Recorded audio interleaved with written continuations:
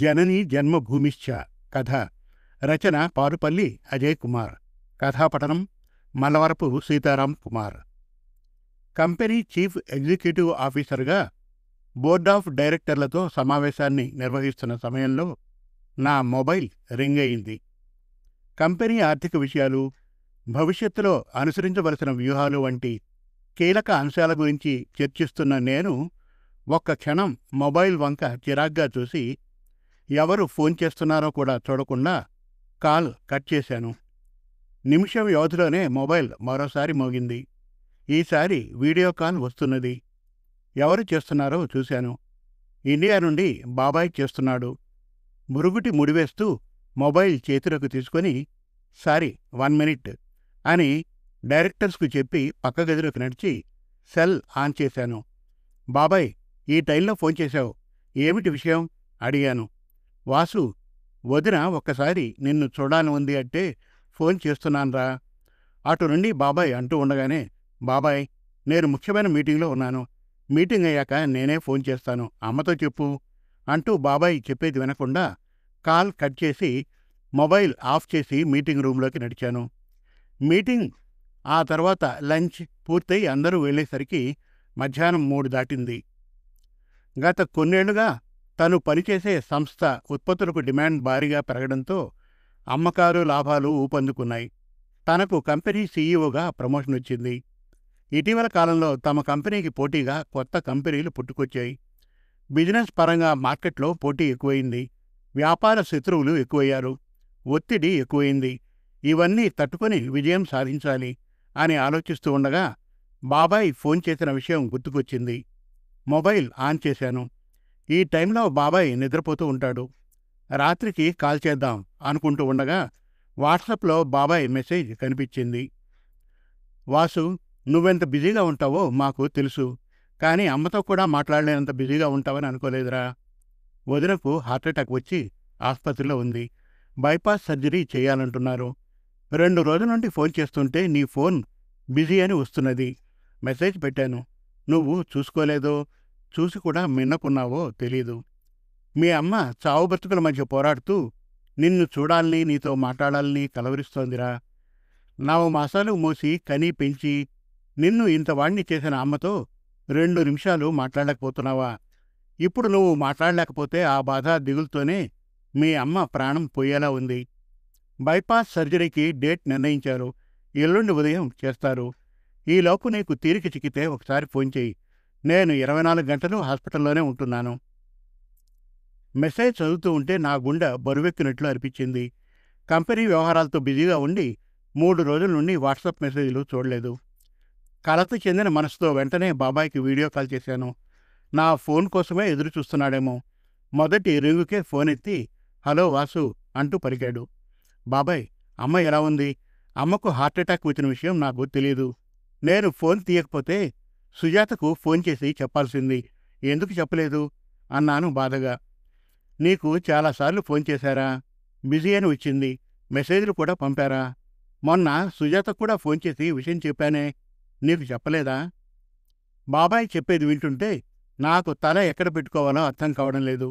మౌనమే నా సమాధానమైంది. సరే, అవన్నీ మనం తర్వాత మాట్లాడుకుందాం.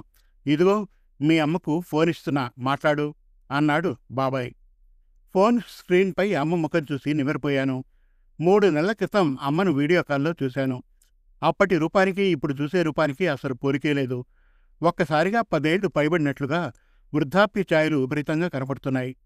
అమ్మ తన జీవితంలో ఎదుర్కొన్న కష్టాలకు చిహ్నాలుగా నుదురు మీద ముడతలు కనిపిస్తున్నాయి.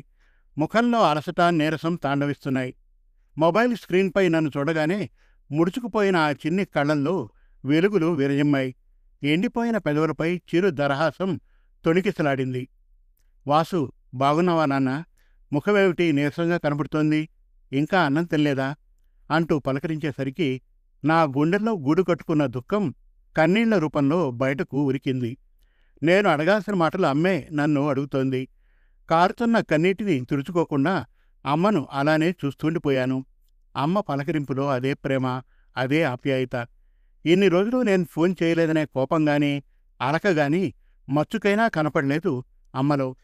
నా కోసం, నా చదువు కోసం, నా ఉన్నతి కోసం అహర్నిశలు కష్టపడ్డ అమ్మ అనారోగ్యంతో ఆసుపత్రిలో ఉంటే ఈ సమయంలో నేను తన పక్కన లేకపోవడం అమానుషం అనిపించింది.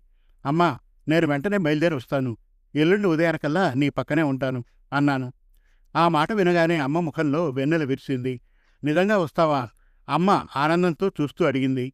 మళ్ళీ వెంటనే, నీకక్కడ అర్జెంట్ పనులేమన్నా ఉంటే రావద్దులేరా అంది.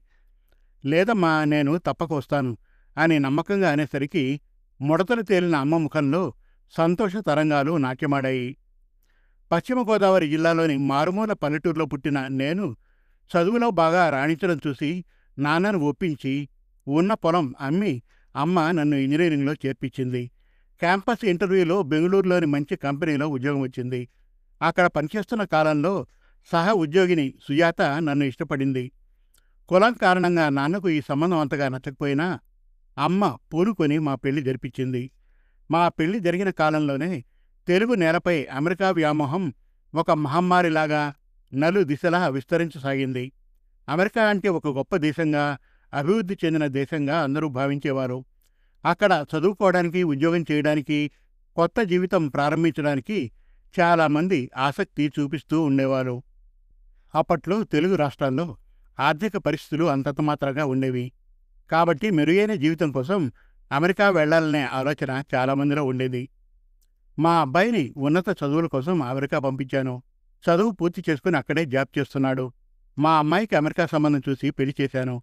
వారికి పుట్టబోయే బిడ్డకు అమెరికా సిటిజన్షిప్పే అంటూ చాలా కుటుంబాలు గర్వంగా, గొప్పగా చెప్పుకోవడం చూసి మిగిలిన వారు కూడా తమ పిల్లల్ని అదే బాట పట్టించాలని ఉవ్విళ్ళూరారు. మా నాన్న కూడా మమ్మల్ని అమెరికా వెళ్ళమని ప్రోత్సహించాడు. ఉన్న కొద్దిపాటి ఆస్తిని మా అమెరికా ప్రయాణం కోసం అమ్మాల్సి వచ్చింది.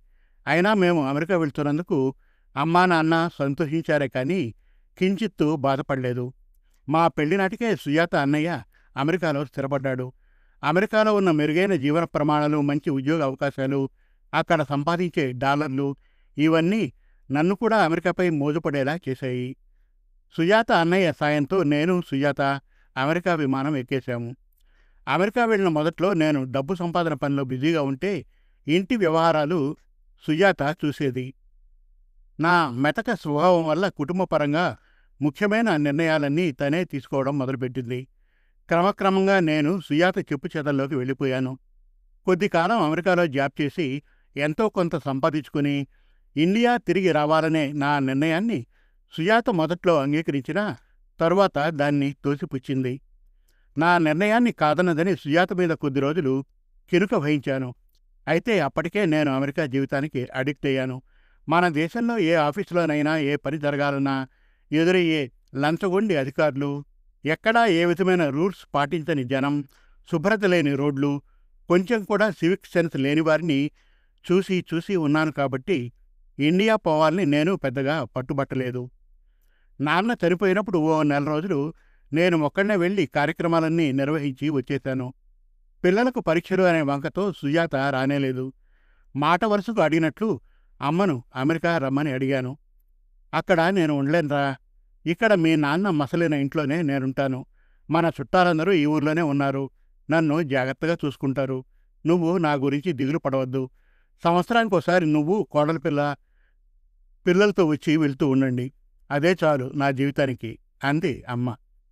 అమ్మను అమెరికా తీసుకువచ్చినా అక్కడ ఇమడలేదని ఆలోచించి నేను ఊర్లోనే ఉన్న బాబాయికి అమ్మను జాగ్రత్తగా చూస్తుండమని చెప్పి అమెరికా వచ్చేశాను.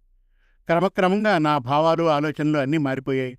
అమెరికాలో ఉంటున్న అనేక మంది తెలుగువారిని గమనించాక నాకు అర్థమైంది ఏమిటంటే, అందరూ ఇండియాను పొగుడుతారు, గొప్పగా చెబుతారు. కానీ తమ మాతృ దేశానికి చుట్టపు చూపుగా అతిథుల్లాగానే వెళ్తారు, వస్తారు. అంతేకాని అమెరికాను వదిలేందుకు ఇష్టపడరు. దానికి ఏవేవో కుంటి సాకులు చెబుతారు. అమెరికా వ్యామోహాన్ని, బలహీనతను వదులుకోలేక చివరికి నేను అలానే తయారయ్యానా అనిపించింది. నాకు ఇండియా పోవాలని ఉంది కానీ సుజాత అందుకు ఒప్పుకోవడం లేదు అని నా మనసుకు నేనే నచ్చజెప్పుకునేవాణ్ణి. నా వికృత ఆలోచనలకు నాకే ఒక్కోసారి భయమనిపించేది.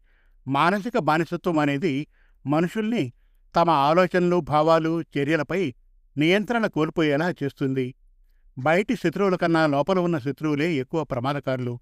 మన ప్రతికూల ఆలోచనలు, భయాలు, బలహీనతలే మనకు నిజమైన శత్రువులు అని ఎప్పుడో ఎవరో చెప్పిన మాటలు గుర్తుకొచ్చాయి. ఈరోజు అమ్మను అలా చూశాక నన్ను నేను నియంత్రించుకోలేకపోయాను.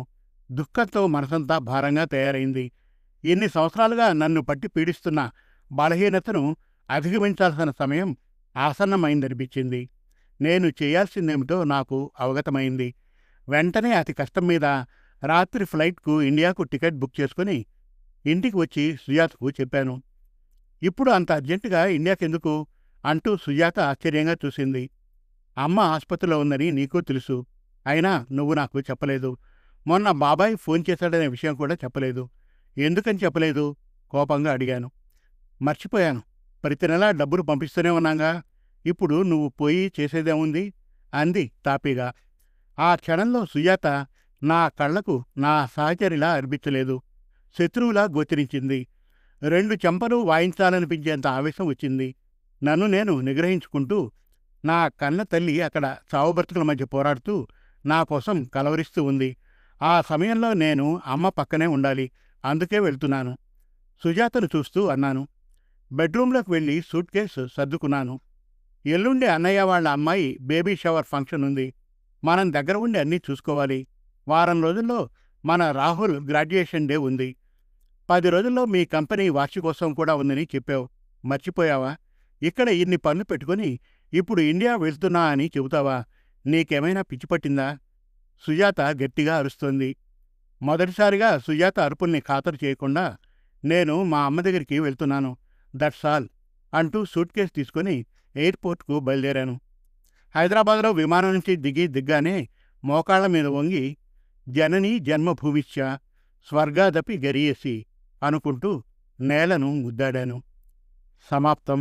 మరిన్ని చక్కటి కథల కోసం, కవితల కోసం, వెబ్ సిరీస్ కోసం మనతెలుగుకథలు.com విజిట్ చేయండి. Thank you.